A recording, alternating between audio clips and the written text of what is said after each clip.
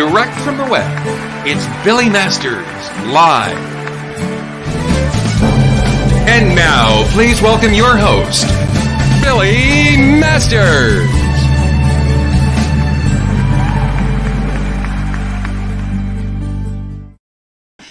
Hey, welcome to Billy Masters Live. I am, of course, your host, Billy Masters. And, oh my God, okay, this is a rarity. We have never done a Tuesday show. Today is Tuesday, thank you, Monica, October 18th, 2022. I want to get comfortable. Jeez, I have to get into the lotus position for this show. Thankfully, I'm flexible because I have two very hot men who are on the show today. But let me explain, before we get to the show, let me explain why we're doing a Tuesday show. Because I'm busy Thursday. You know, it's not a long story. It's a very short story. So we had a conversation about this. What happened is I booked myself for like several Thursdays over the next month, I guess. So I didn't know what to do about the show. And so we discussed it and we found a time that we could do the show. And I said, oh, we'll pre-tape it. And then we'll just roll it on Thursdays. I'm a stickler for literacy. And the show is called Billy Masters Live. Well, I can't run a pre-tape show and call it live. So then a friend said, we'll just call it Billy Masters Alive. And I said, well, no, although our tagline is, because if we're here, we're alive instead of live. So I said, you know, the whole point of doing this show when we started at the beginning of the pandemic, it was, and I've said this story so many times, our good friends Seth Sikes and James, they were doing Stars in the House. And I complimented them and I sent Seth a text and I said, this is such a great show. What a great idea. I love sitting and watching. And he's like, well, then why aren't you doing a show? And I said, oh yeah, I'm not doing a show. And he said, it's up to people who are performers to provide people who are sitting home during the pandemic with entertainment and give them something to do and take their mind off of things for a little while. And I felt a little guilty and I said, oh, you know, this would be fun because I also was in Boston. I wasn't in LA. I wasn't able to see a lot of friends. I wasn't able to go to shows. So if you can't go to a show, make your own show. And that's when we started. And the numbers were great live. Like everyone was just sitting home with nothing to do in the afternoon.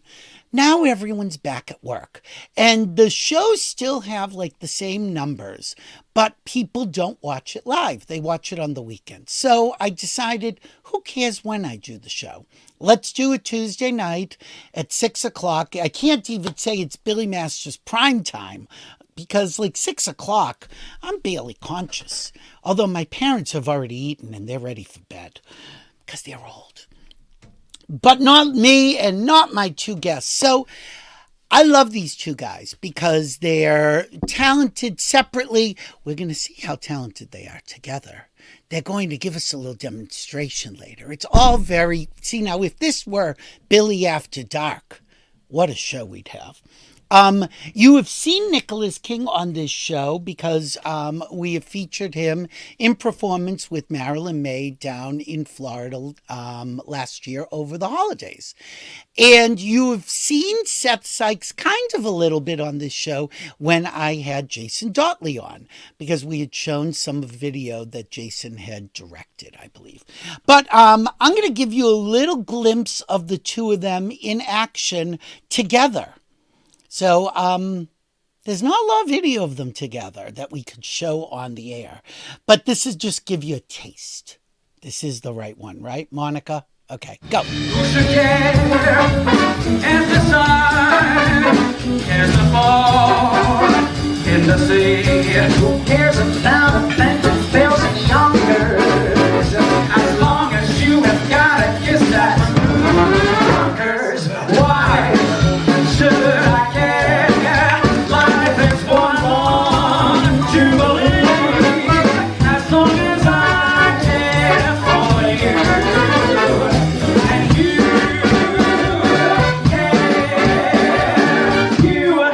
care, baby.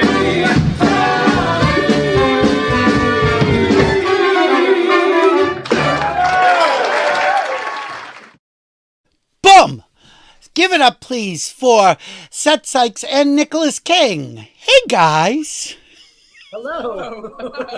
So I saw, Nick, you were singing while the clip was playing. Do you like to sing with yourself? Do you like to play with yourself, Nicolas King? I actually really don't. I don't like watching myself. I can listen to myself sing fine, but watching myself is a whole other thing. But that was just really fun. That was the first time we'd actually ever sang together. So that was a nice I was going to ask, and that was that Seth's show, right? At Yes. 54 Below? Well, it was Yes. my show, but it was Judy Garland's 100th birthday, so it was really Judy Garland's show. And I had a bunch of guests. And Nicolas, I ran into him the night before, basically, 2 nights Well, no, before. it was a Wednesday night, and your show was on a Friday on 9th Avenue. We ran into each other. I was coming. It was like You know, I don't need to know everything about your sex life. No. Just keep some things in your pants. This, this was. We so- will get to that, We however. were walking past on the avenue, and I went, Seth, and so I went, Nicholas. It was like, oh, hi. And he said, what are you doing on Friday? And I said, well, I had a gig that got canceled. I have nothing else going on. What? You have a show coming up. I know you have this I big said, show. I wish I thought to ask you to be in the show. And he said, Well, I'll come to it. I want to come to it anyway because I'm free now. and I said, well, why don't you sing a song with me? And so that what you just saw that we just played was the second time we ever done it. We did it. Yes. Oh my God. Because I mean, you guys you blend really well. And what's fun is, when you're a solo singer, you don't always get to sing harmony. So it's really nice to have the chance to do that.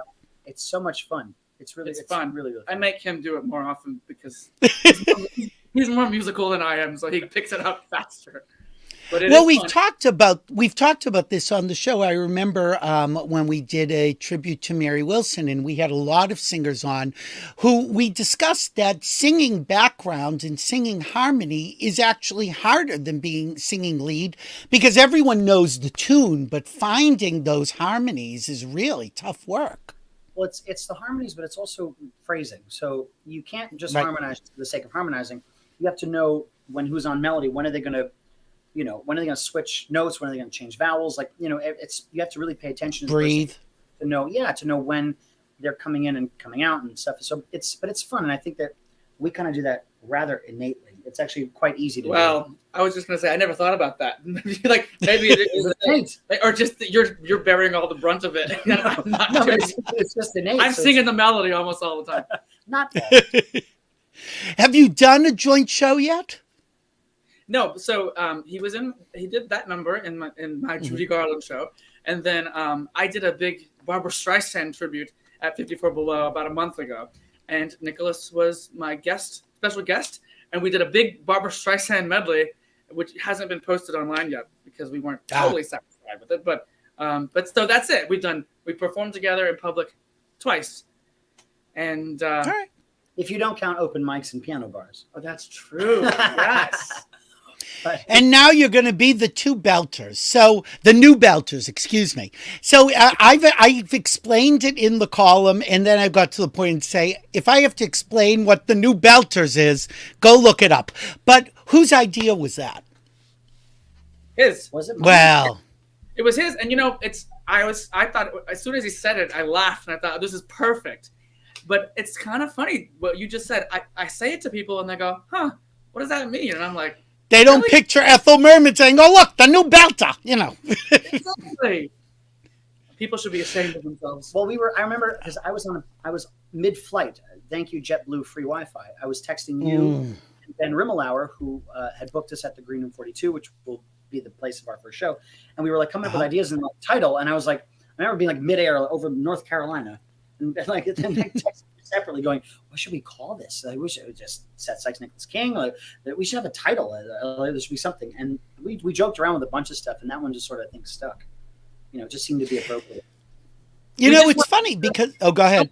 He's frightened that we're belting at them the whole night. That's the only problem with the title. Yeah, Sounds like it's funny because you'll see the clips that I chose, and I'm sure somebody's going to go, is it always 11 o'clock at their show?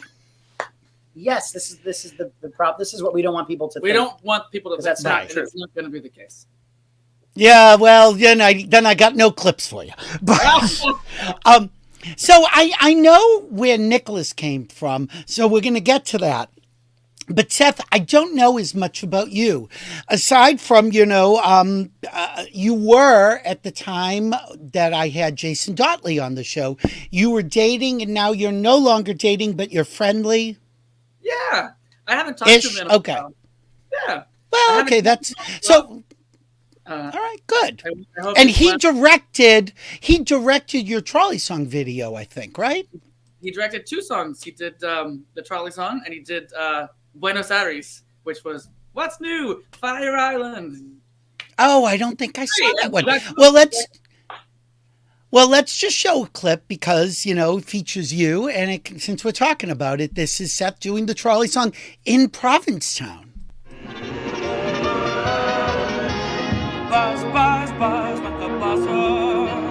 Plop, plop, plop went the wheels. Stop, stop, stop went my heartstrings. As he started to leave, I took hold of his sleeve with my hand. And as if it were planned, he stayed on with me, and it was grand just to stand with his hand holding mine to the end of the line.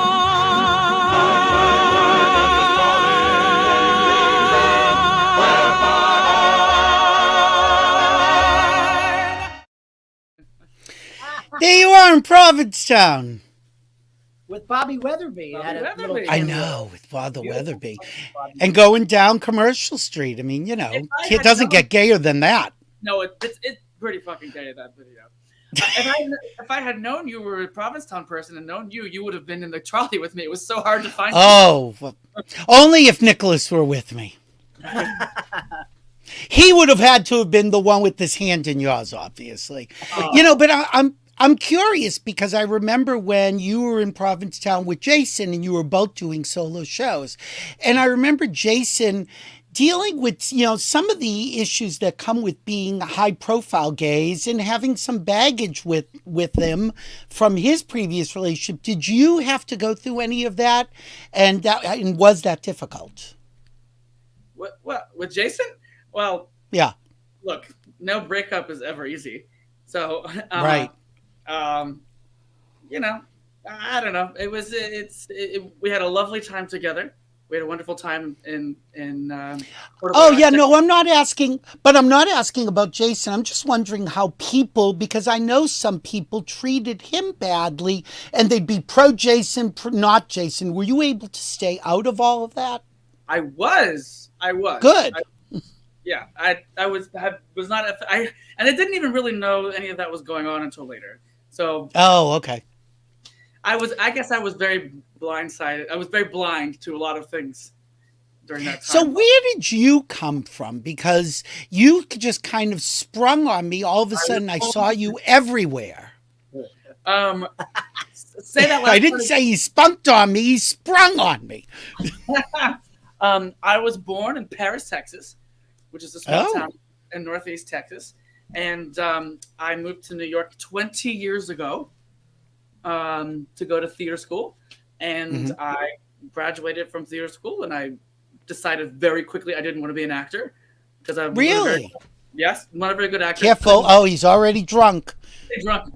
And then so I've worked mostly in the theater as an associate director for the last a decade, and I had given up singing altogether. But I found myself at the piano bars 5 or 6 nights a week singing Judy Garland Really? songs.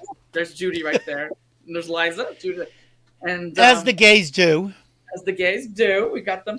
And Barbara's actually right over there. okay. Right there. You got to be a contortionist to find her. I know. Anyway, I found myself singing at piano bars all the time, and I suddenly thought, this is missing from my life. I really miss singing. So I did a show at 54 Below in New York. It was supposed to be a one-night only stunt for all my friends. And Cut to. 8 years later, singing Judy Garland all over the place. And are you glad that you found your way back? Oh, yeah. I mean, yeah, absolutely. It's, listen, a singer has to sing. A singer sings. And if you're not, you're depressed, It's terrible. You got to find some outlet for it, and it's small time. It's like it's like not like I'm on Broadway or cabaret. The cabaret circuit is its own little Not thing. yet. Yeah, but you are right. You are on the cabaret circuit because I see you in papers all over the country.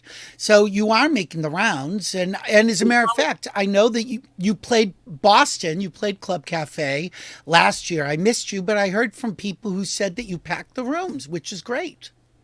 It's not, yeah, I wouldn't say packed, but next, Nicolas and I are going to do the same room, and although it's not official, but we think we're doing it. No, it is official. I think it's official. Oh, of course you're going to do that room. You have to. In December 22nd. Yeah, December 22nd.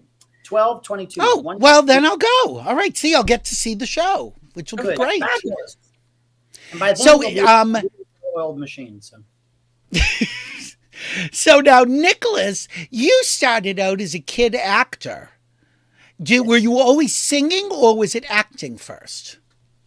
Singing was never public. Singing was always in my living room and in my parents' car. But acting was my form of income from the time I started. 4.5 was my first commercial, and then I basically for the next decade that was the only thing that I really did was acting. I did a lot of work for Nickelodeon and Disney Channel and Broadway and commercials and da-da-da. And it wasn't until I was in my teens where I found myself, in that weird age where people don't hire 14 and 15-year-olds. They don't write parts for that. It's not very common.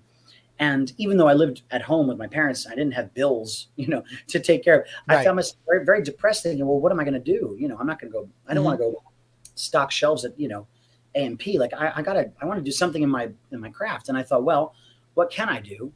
And I remember thinking, I was about 15 or 16. I thought, well, I can sing in tune mostly, so maybe let me try that.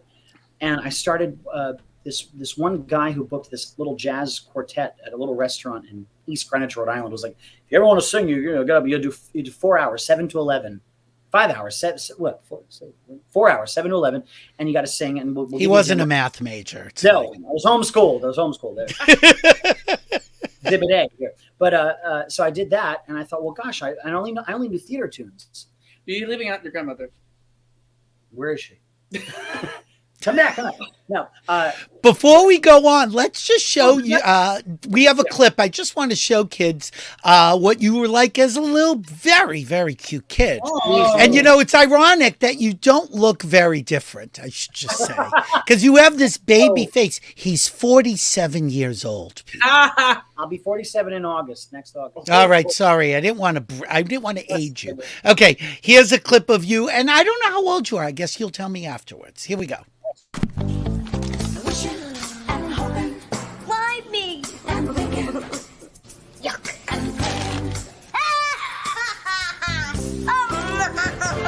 Please, oh please, oh please, oh please. Yes! Talk about tacos? Thank you, Mom. Lunchables, tacos, and nachos. The fun lunch kids wish for. Nachos? I'm on a roll. Yes. Oh. Lunchables. Make fun of lunch. They're also sponsoring this show. Brought you by Lunchable. I was 6 years old.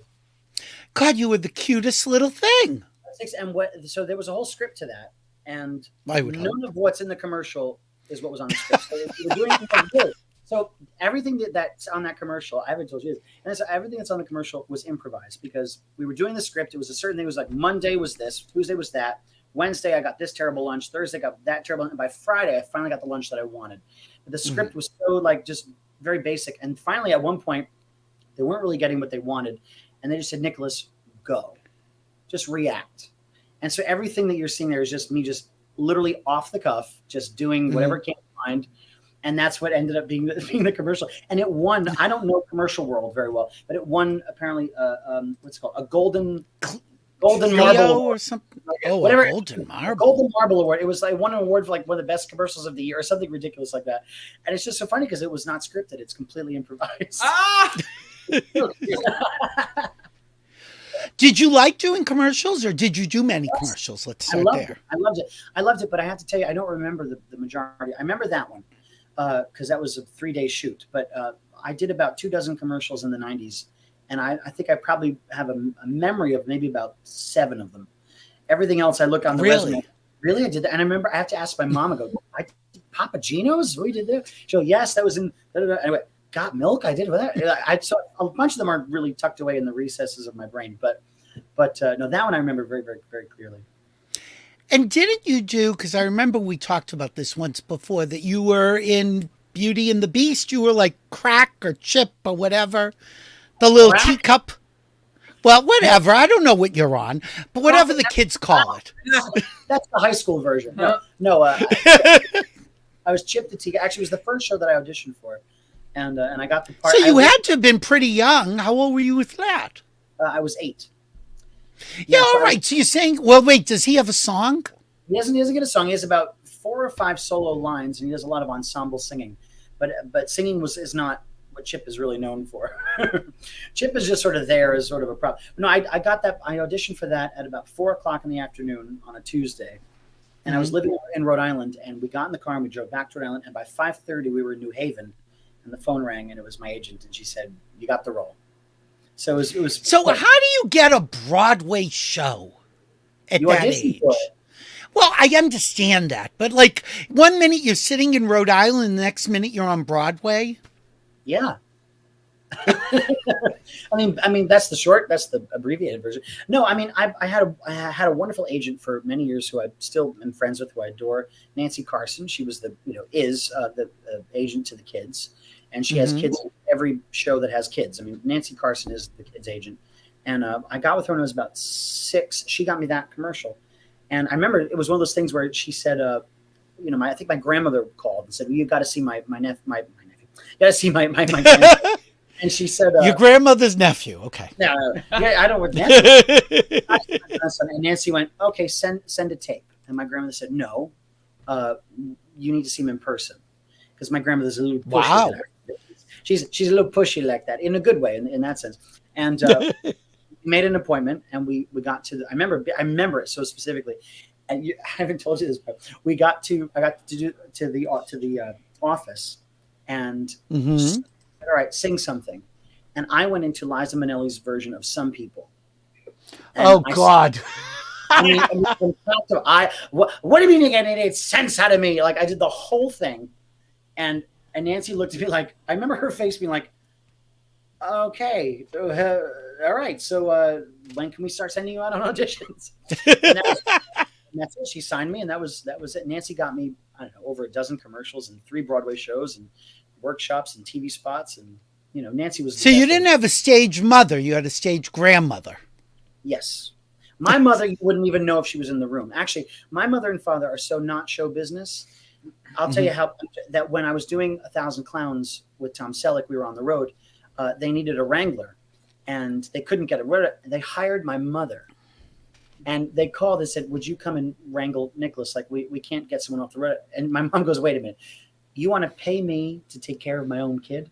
There you go. There's a gig. And that's very unusual. Parents are never usually allowed past, backstage past 7:30. So that's much my parents were never like super involved. They were always like right there as support, but they were never, never had stars in their eyes or were stage parents ever. Seth, what about you? Did you have stage parents? Did you have people in show business that were older than you? What was your family like?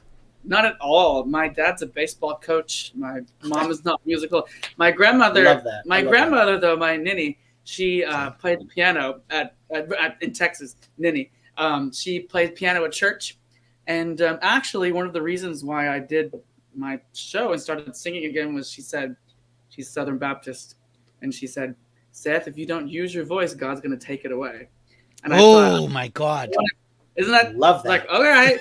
I want to do one more show. I want to do a show that I wanted for her, and she came and she was there that night, and I did my first show. And so, no performers in my family other than me.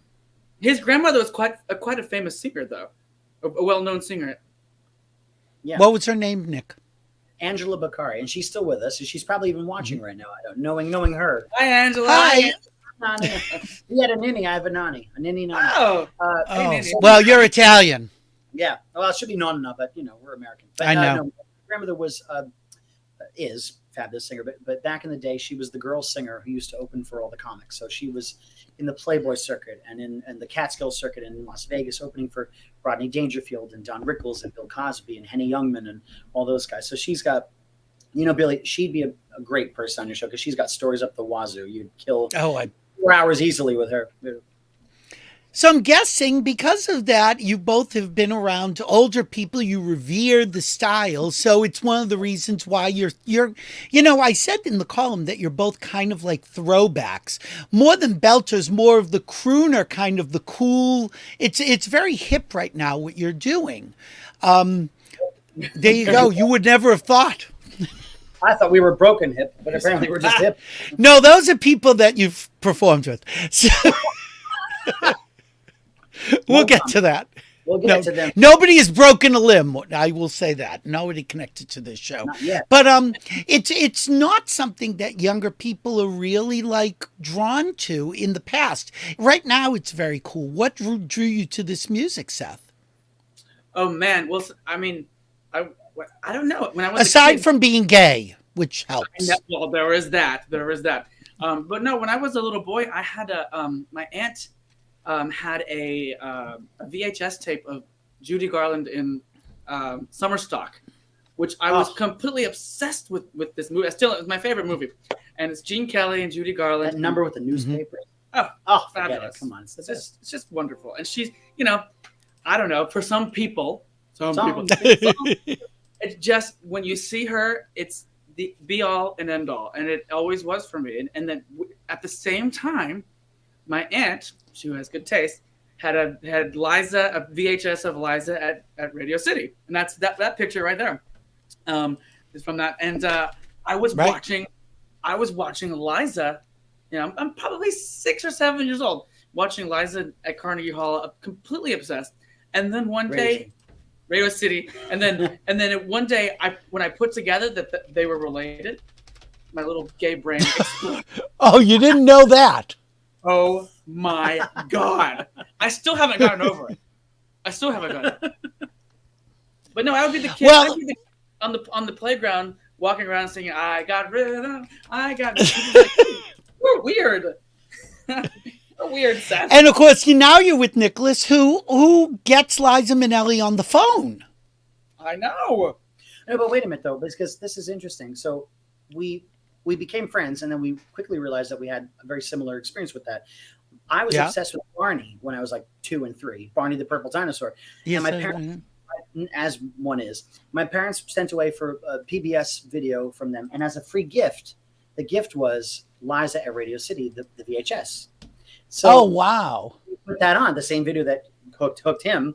This right here, same video, and all of a sudden it was Bye Bye Barney, and I was obsessed with this video, and I watched it daily, like 3 or 4 times a day from start to finish. I was obsessed with it. I couldn't get enough of it.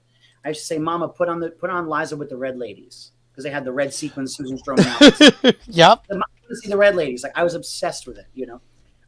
There was that, and then wait, what did you say? Something else? Oh, about the playground. I was going around the playground singing Swanee and "Rockabye Your Baby." People would be like, "I don't know that song," because mind you, I grew up in the '90s. Like it's the day of the Spice Girls and the Backstage Boys. Yeah, Backstreet Boys. That was a different show. Backstreet Boys and NSYNC. Thank you. Like, "Rockabye Your Baby." Like that's what I loved. I would get on shows, and I had about 3 friends. Katie, Kevin, and Michael. I remember them. I'd put them on the swing set and I would do Rockabye in front of them. Be like, "No, you guys got to watch this," and I would perform it for them. Like that was so. It's wonderful to get to know that someone else also did that too, because it makes me feel less different. But I think that it's very common, especially people who have the performer gene. They do have something that really triggered them, and they find, "Oh, you got that too, and I like that too," but not everybody can call Liza Minnelli on the phone. So, Nicolas, tell us how you met Liza. Oh, my God. Seth's going to hang on your every word. Go ahead. Well, the very first time we ever crossed paths, I was about 3.5, 4 years old. And, of course, I was obsessed with that video. And she was coming through town. I grew up in Rhode Island. I'm a New England boy, like yourself, Billy. Yes. And she was coming through to Foxwoods. And my family bought tickets for me to go see her. And we got in the front row. and I was in my little tux, my little bow tie, and I got a little bouquet of flowers to hand to her. And she saw me, and it's just strange because it's so like Liza just doesn't typically do this sort of stuff. She saw me in the front row apparently, and she reached down at one point during the second act, grabbed my hand, pulled me up onto the stage, and sat me on her lap in the director's chair, and she sang "Close Your Eyes" to me, which was the single off the latest record that she had at the time called "Gently," which coincidentally was arranged by Billy Stritch, who is now one of my dearest friends. So it's just kind of cool. It's like a little full circle moment. But she sang that to me, and I remember thinking at like 4, being like, well, this is the coolest thing ever. This is the person I love the most. Like, oh my gosh, I can't do it. Then fast forward a few years, I met her at the Palace when she was doing Minnelli on Minnelli. I remember it well. Little photo, whatever, totally whatever, normal.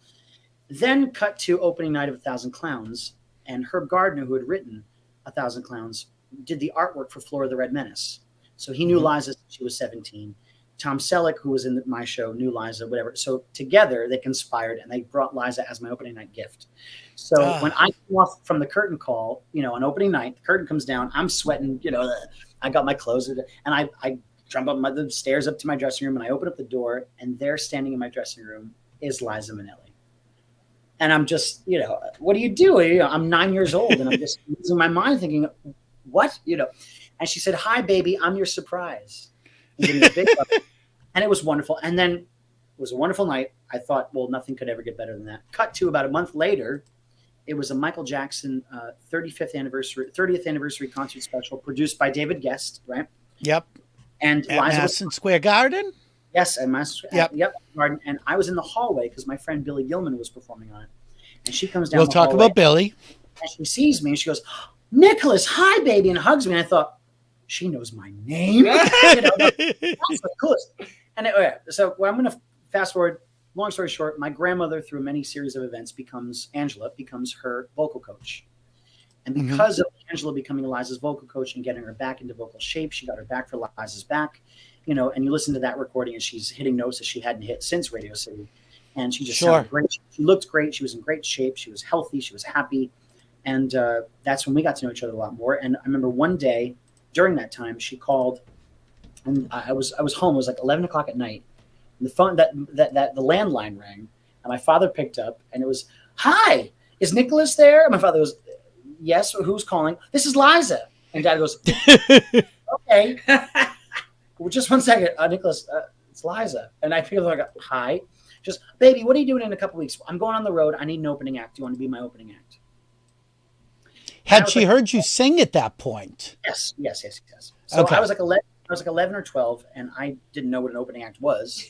And I said, "Sure." And that's it. So that sort of started that whole thing. And she, from that point forward, started directing my nightclub acts. So I didn't know that.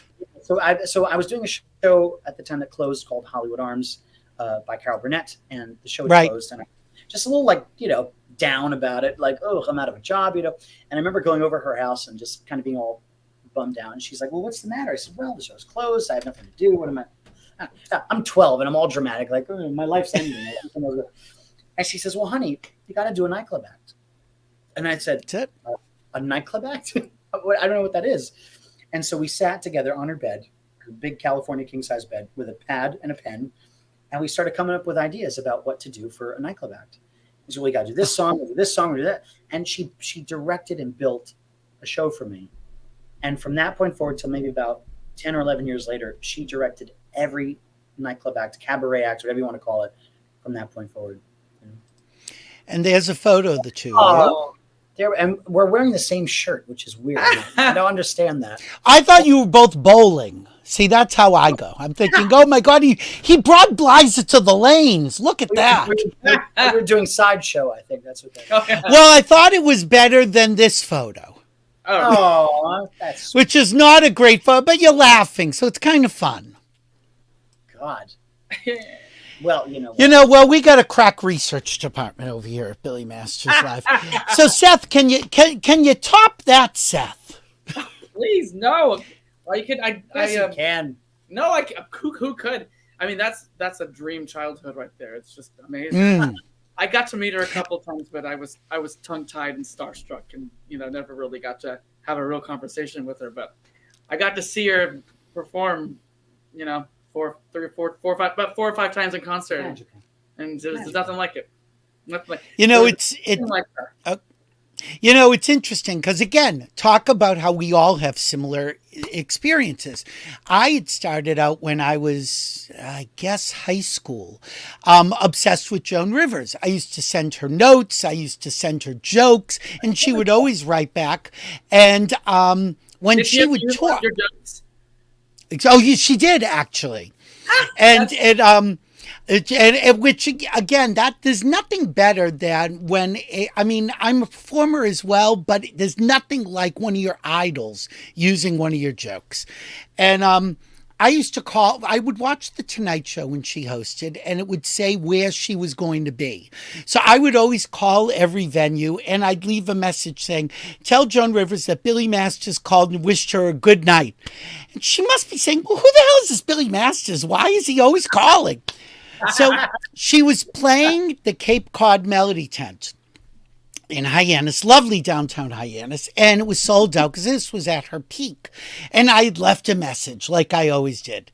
And they said, well, does she have your number? And I said, oh, yeah, well, I'm in the book. Like I'm in the book. I said, but here, in case she doesn't have the book. So I left my number. And I'm all depressed. And I went out and I come home and my mother is screaming, Billy, what Joan Rivers just go, blah, blah, blah. She had called to invite me to the show. And I wasn't home. I missed the call. I missed the show. And then, of course, things continued and we became very close friends. She invited me to New York and write for her. Close to your mother. That's the lesson. That's the thing. But I didn't have Nini, Nana. I had nobody like that. My grandmother barely spoke English. But there is another older woman that's been an influence on Nicolas, and she's been a guest on this show many times. And we actually showed her performing with you, Nicolas, our good friend, the fabulous Marilyn May. You guys had performed together down in Florida for a holiday show. This is not from that, however. This is though I had never seen you do this. This is a clip of Nicolas King and Marilyn May. The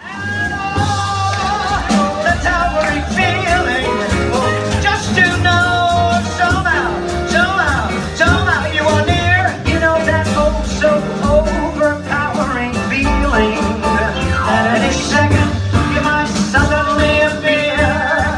People stop and stare and stop and stare. But follow me. There's nowhere else on earth I'd rather be. Let me go by. I don't care if let me here.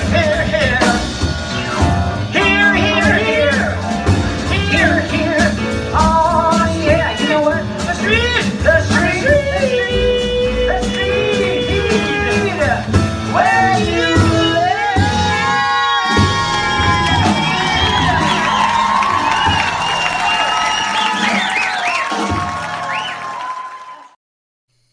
How can you not just smile? Just fabulous. That's fabulous. I have a great story about that. Oh, good. Tell. So it drove me nuts because Marilyn May always came to my shows and she never stuck around after to say hi. And it always happened. Well, that is Marilyn. You're Fine, lucky but- she stuck around for the show. But I always irked me. I thought, well, not that I want compliments. I'm not looking for, I don't care about that. I just want to like get on the level, with somebody like, you Right. sat through my show 9 times in the last couple of years and we've never actually had a conversation. And it kind of, made me feel a little bit irked, And I remember saying to Ted Firth that night, well, Her pianist tonight. And, she's going to be in the audience and, and I went, that son of a gun. She comes to my shows and she never talks to me. You know what I'm going to do? I'm going to get her up to sing a song. How about that? And Ted's like, well, I said, nope, I'm going to do it. Cause I want to just connect with her because I respect and love and admire her talent so much. I'm going to get her up on stage. And I said, you know what I know? I know her On the Street We Live arrangement by heart. Cause to me, it's one of the best arrangements. I agree. Yeah. It is fabulous. It's one of my favorite arrangements that anyone's ever done. And I said to Ted, I go, we're going to do it. Ted's like, okay. So I said, ladies and gentlemen, there's someone in the audience tonight who I think is just one of the most terrific performers on the planet, and whatever. And before I even said her name, she was at the He was on the steps, ready to go. And I got her up, and she goes, well, honey, what do you want to do, honey? Well, we should do something. I said, well, let's do On the Street Where You Live. She goes, well, honey, I said, your arrangement and your key, I know it. She went, Your key, right. and we did. And I'll tell you, it was thrilling because when she went left, I went left. When she went right, I went right. Like I just wanted to keep up with her because it felt like, she's just so dynamic and so full of power and energy and I don't know, just master wisdom on that stage. And I just felt like, God, I just want to, so we did the duet. And afterwards she came backstage. She had an appletini. Well, of course she did. That was it. And we became kind of pals from that point forward. Yeah. It was like, well, good. I'm glad because we never really chatted before that. And it took like 9. So that's the first time like you're really interacting with her. Said anything more than about, because I remember at one point I saw her, I saw it at Feinstein's at Lowe's. And I saw her show. And after the show, we went up to the suite. And I said, Marilyn, I just adore you so much. I would love to work with you. I know you do master classes. And she truly fluffed me off. She went, oh, honey, you have Liza, you have your grandmother. There's too many hands in the pot. And she literally went like this. And that was it. And when I walked away, and I thought, she didn't want to work with me, So it was like we never really connected until that night. And she could see that I, could swing with her. And we really got on the level. And it was great. And we, she was from that point forward, she was very, very lovely to me. And it was just great. I mean, that night was so, so exciting to get to sing that with her. It was just and I think people, we've had her on, I don't know, 3-4 times. I mean, she's on constantly. And if she has something to promote, we have her on. And she's 94. She is really the last of that era of girl singers with bands. Yes. And undiminished. Well, you saw her in Provincetown this year as well. I mean, it's just unbelievable. I didn't. But but I don't need to because right. You've seen it. No, but I know that every time you see her, it's one of those things where you think, well, it can't possibly be better than the last time. And you sit through and you're like, how is it better than when I saw her 6 months ago? How is she even solid and in better voice and in better shape? And because, with age going this way, you'd think that things would, it's the opposite. She gets older, but she gets better and stronger and more fabulous every time. 94, of course, there's more. That was the show, right? That was it. Yep. That was the show. Seth, were there influences that you got to interact with, people that you looked up to that then you really met? Well, so I worked in the theater, mostly, as I said, as an associate director, and I got to work with some really great directors, Jack O'Brien, Lonnie Price. Fantastic. But my favorite director and one of my best friends is David Cromer, and he directed the musical The Band's Visit. I was the associate director of that on Broadway, and oh wow, he he not that he ever directed me on a song or anything, but his the way he treats material with a seriousness is something that I take close to heart. And yes, I do big, flashy, fun things. But if I'm gonna commit to a lyric, I take a lot of the advice I've learned from these directors very seriously, because I think you have to treat a song seriously when you deliver it. So there was that. I never got to work with Liza.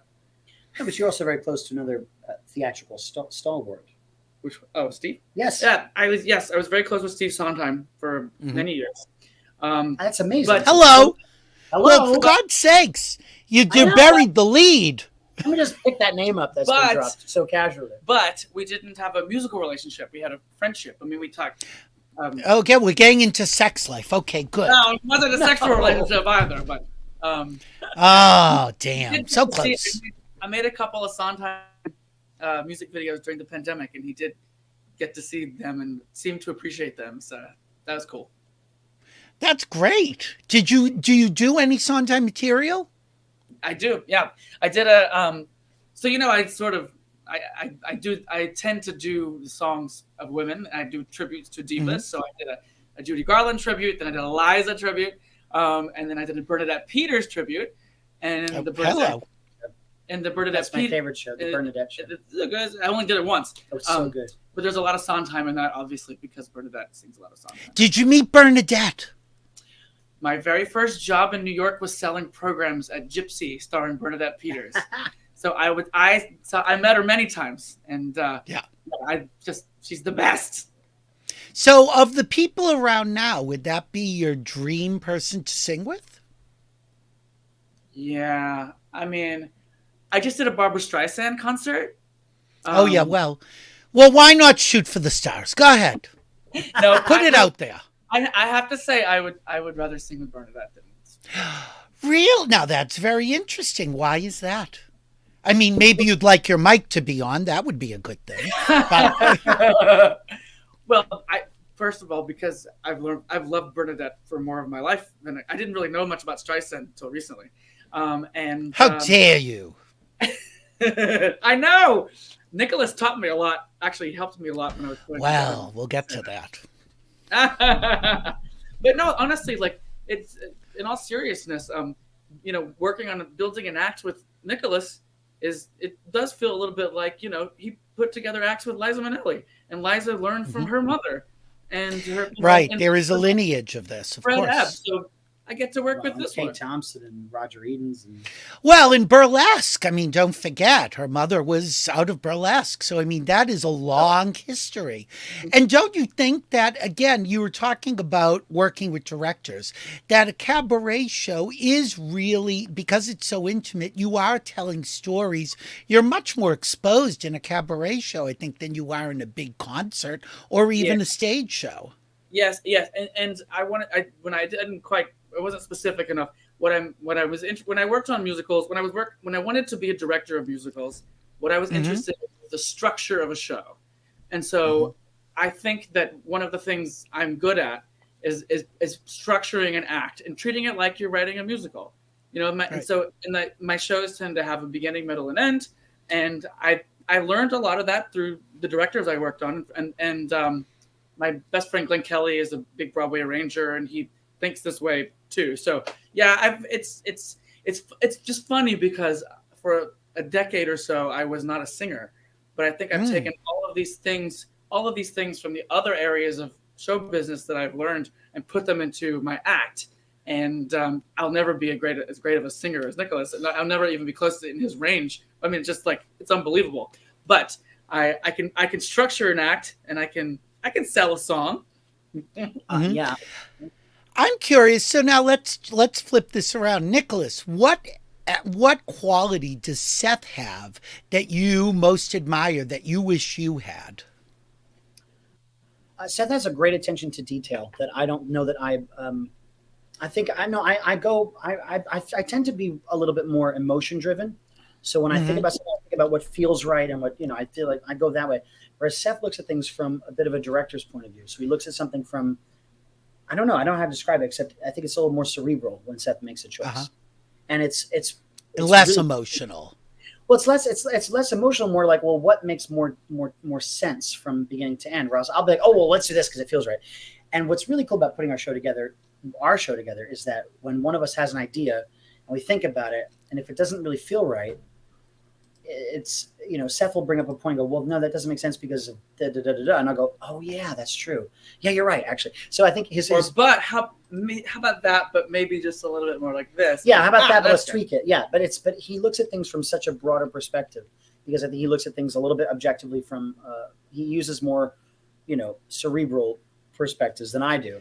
And it's wonderful. I mean, he's crying all the time, and I'm just thinking all the time. Yeah, no, but he's got great instincts. He's got fabulous instincts, and that's why working together from the Judy Garland show thing, and then the Barbara thing, and this thing, it's just so easy. It's so obvious, and it's such an easy, partnership of like, oh, this makes so much sense. Like your creative instincts are so intact, and I admire it very, very much. Oh, that's sweet, Nicolas.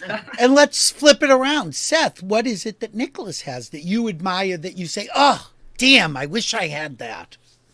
Well, I mean, he's able to do, so he sings, he's known as, I sort of thought of him as a jazz singer.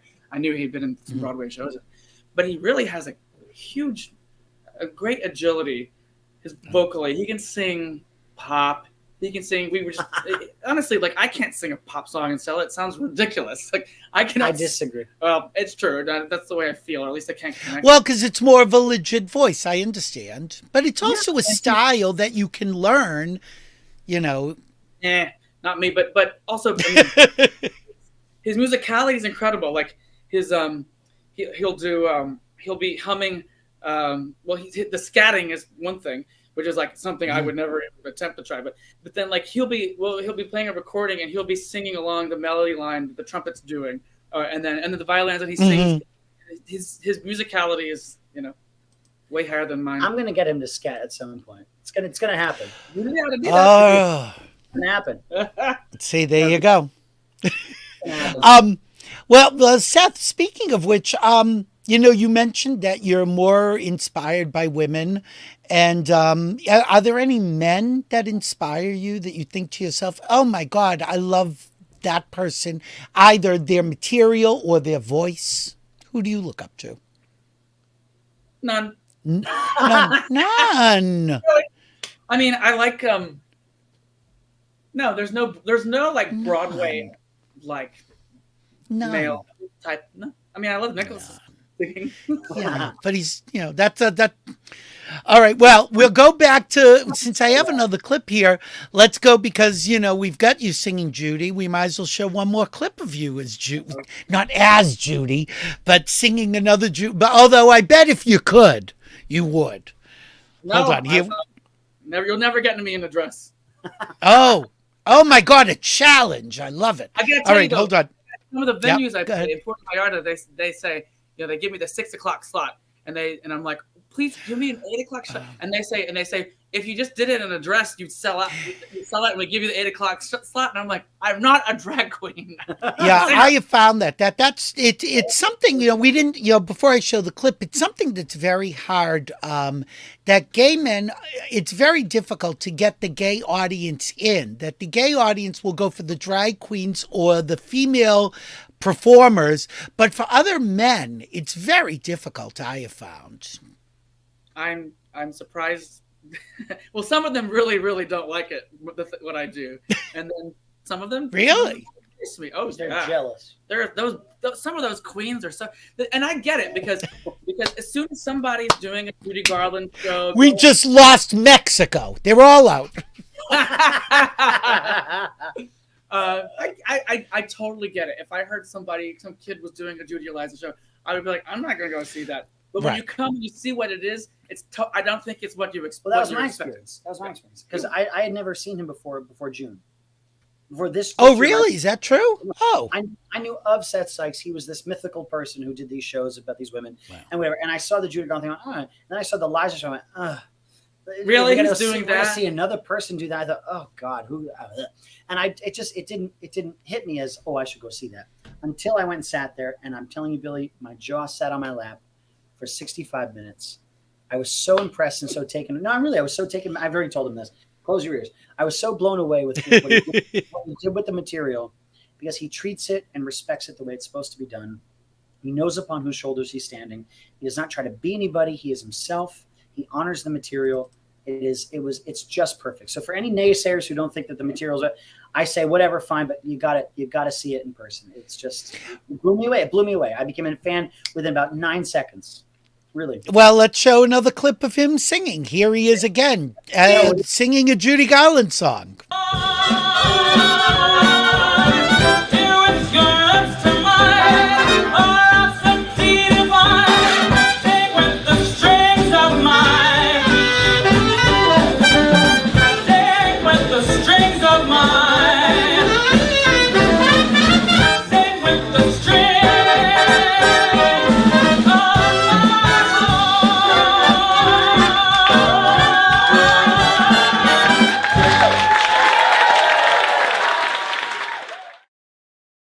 It's 11 o'clock again. My God. My first show.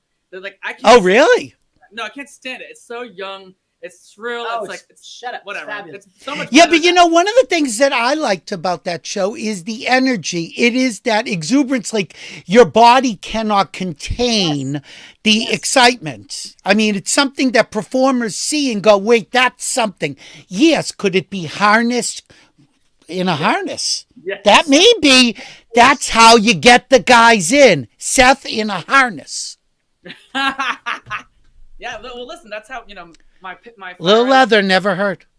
My Fire Island parody videos are mostly shirtless. So But this is what They're in Speedos. Are you kidding? performing style, though. His performing style is he gives 110% Yeah.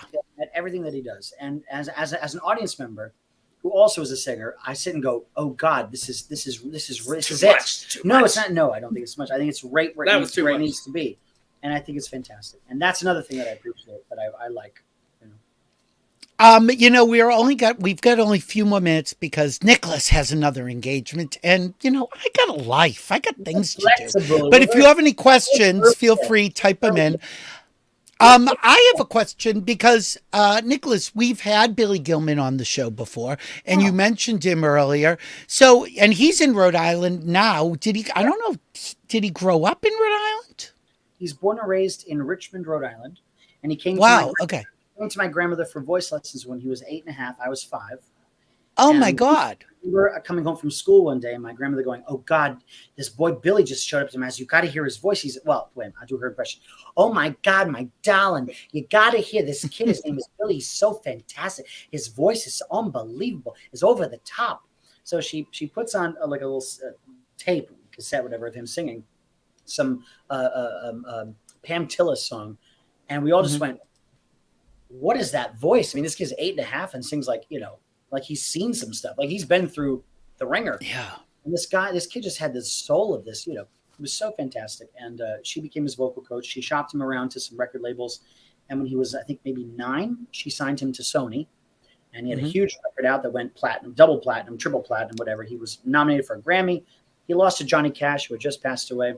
So it was kind of an unfair disadvantage that he had. Can't beat a dead man. You can't beat a dead legend, But he had great success, and he's a fabulous singer, and So and he's lovely. He's a lovely guy. So I mean, I'm always glad to just hear about a connection when you were so young. And I've known him since I'm 5 years old. He's like the big brother I never asked. When did I get to meet him? He's the big brother I never asked for. We'll introduce you eventually. But he's wonderful. Oh, you'll meet him. He's a big fan. Oh yeah. But you also have something else in common, Nicolas, is that you and Billy did the telethon. Yes. Yeah. Yes. Can you tell me about the Jerry Lewis telethon, please? I live for Jerry Lewis stories. I do not have enough time for all the stories, but I will tell you that Billy did the first year, and then Billy, being a sweetheart, was like, "You got to have my friend Nicolas on." And they're like, "Whoa." So I came on and we did it. I was very lucky. I always did it at the national broadcast. So the first 3 years I did it was out in LA at the national. And here's what's kind of nice. So I started out doing the graveyard shift. So it would be like the 4 o'clock time slot.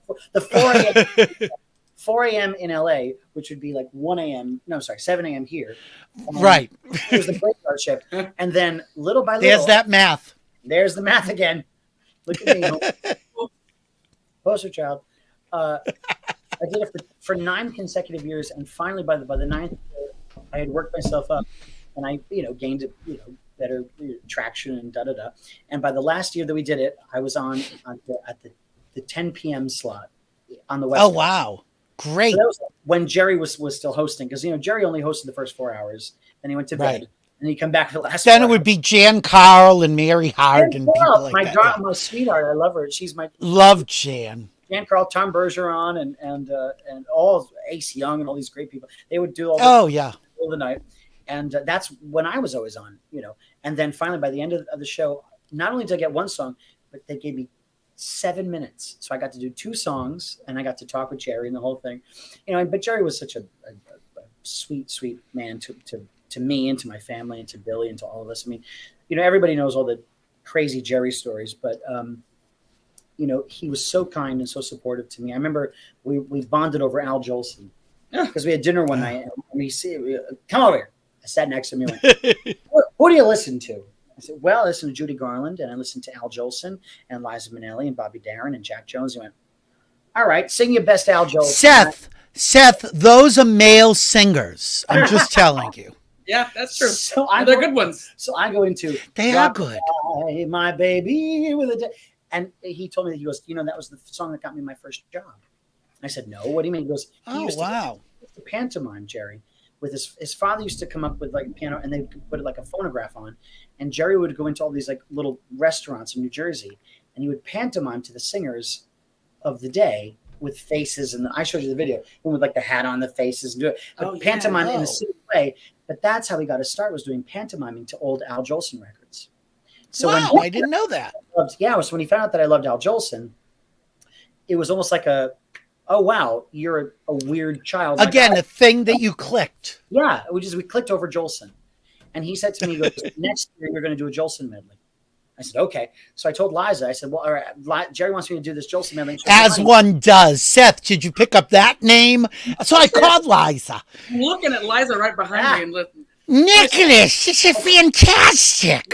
Well, you got to do, you'll do Mammy and you'll do Rockabye. And so she gave me her version of Mammy. So she gave me like the lead. Oh my God! Original orchestration, and she found her mother. Like I think a copy Mama used to do this with the Gum Sisters. Yeah, and I did. And thank God the footage does not exist, because I'm like 15 and going through the voice change. It doesn't? And it does. I just will never let anyone see it. He's not showing it, but we are showing this. We do have a clip of you. You'll never see it. All right. Well, maybe next time, but we do have this clip. If you've gone to the moon for the corner saloon just to swing a swoon, I don't care. This is where you should be. In a crate, in a trunk, on a horse, on a trunk, in a rose or a band, wrapped in mink or saran. Any way that you can, oh, come on, do the best that you can. With my heart in my hand, all I ask is come back to me. Come back to me. Come back to me. Come back to me.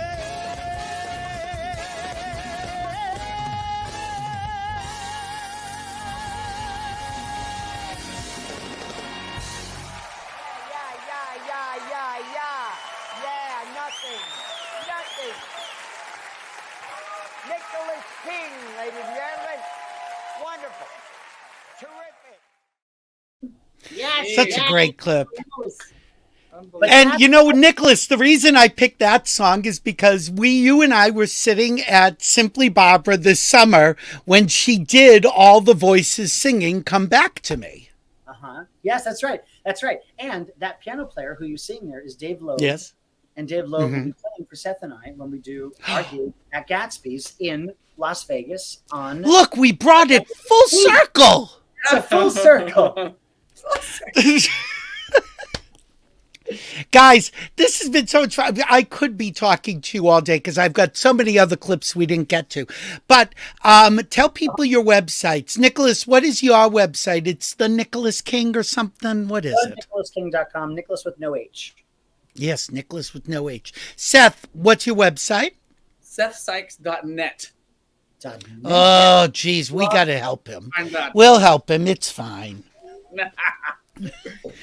Guys, you have been so much fun. I can't wait to see you. I will definitely see you in Boston. Tell people where they're going to be able to see you. You got a bunch of dates coming up. Are we ready? All right. Should we go in order? Green Room 42. The Green Room 42, October 29th, 29th. here in New York City. Okay. November 6th, LA. Vitello's. Vitello's. Feinstein's at Vitello's. November 9th, you can see him at the McCallum Center for one night only in Palm Springs. Oh, is he going to do the Michael Childers show? Childers. Yes. That'd be fantastic. Then November 12th, we're doing Oscars in Palm Springs together. Great venue. By the way, I've never been to Palm Springs before. This is crazy for me. Oh, you know, if you bring that harness, you'll be golden. November 18th, we're in Las Vegas at Gatsby's at the Gambit with that guy who you just saw on piano, Dave Loeb. By the way, for the LA and Palm Springs dates, we have Michael Orland on piano, which is terrific. Who everyone will know from American Idol. Yes, he's terrific. And then November 20th, Michael Orland is joining us again, and we're doing Martinis in San Diego. Mm-hmm. Great venue. What? Florida. We're playing the Wick Theater. The Wick. I'm going back to the Wick. Back to the Wick. Oh my God, with Marilyn Wick. With Marilyn with two N's because she's that. Yes, I know. Yes. In the brand new cabaret space, and we have Billy Stritch as our MD and special guest. Mm-hmm. So it'll be the three belters essentially. Yeah, try and stop him. The idea that Nicolas and I get to do a show with Billy Stritch is kind of rocking my world a little bit. You know what I mean? Oh, I know. I can only imagine. December 22nd. Yes, in Boston at Club Cafe. Club Cafe, yep. And then potentially we'll be south of the border. Yeah, Puerto Vallarta. I'll definitely be in Puerto Vallarta, and he's going to come and do some sort of show with me at some point, or his own show in the winter. If we're still speaking. Yeah, I mean, this is all very exciting. You know, does it take away from your solo work doing this stuff, or is it just like in addition to everything else? I'm actually doing New Year's Eve at 54 Below with my 7 p.m. band at 7 o'clock. Well, he's very busy. Oh, but it's 7 o'clock. Well, it's midnight somewhere. Well, that's right. And I've got a Birdland show. I'm doing my own solo concert at Birdland on February 9th. Cool. So no, it doesn't. I don't think it interferes because we're both, we have our own stuff to do. I'm so excited to not to have to carry an entire show on my own shoulders. It's so great to be able to pass it on to him. Yeah, but also it's also nice because we're not joining forces like Steve and Edie forever and forever. We're not, right? But like already the first fight. No, but it's great to be able to have this experience because I've like we've talked about plenty of times. It's nice to be able to connect with somebody musically that just it feels so easy and so natural. Yeah, and just fun. Wait till you see what we got cooking. It's so much fun. I can't wait for you to see it. Oh, I can't wait. Guys, I love you both. You're so adorable. Seth, I can't wait to meet you because you're just a delight. I guess I'll probably get to meet you when I'm in P-Town next year. Or Boston. You'll see me in Boston. You might see me somewhere else on the road. Nicolas knows I can pop up when you least expect it. Like Rumpelstiltskin. He just shows up with a riddle. And you're like, what's going on? Guys, hang on. After we run the final credits, I'll say goodbye to you privately off the air. Guys, thank you all first off, thank you for joining my fabulous guests, Seth Sikes and Nicolas King. Bye, guys. And everybody else, I will see you next Thursday. We don't know. I'm not sure when we're going to be on, but I can tell you some people who are coming up in the next few weeks. Cheryl Lee Ralph is coming on. Fran Drescher is coming on. Who else told me that they're coming on? Anyway, who knows? But go to billymasters.com. No .net like that Seth Sikes. billymasters.com will have everything that you need to know. And of course, you can get all of the gossip on www.billymasters.com. Thanks for watching. I know this was a fast show, but we got very busy lives. And for everyone here, thank you for watching. This has been Billy Masters Live. I, of course, am Billy Masters. And if we're here, even on a Tuesday night, we're live. Bye, guys.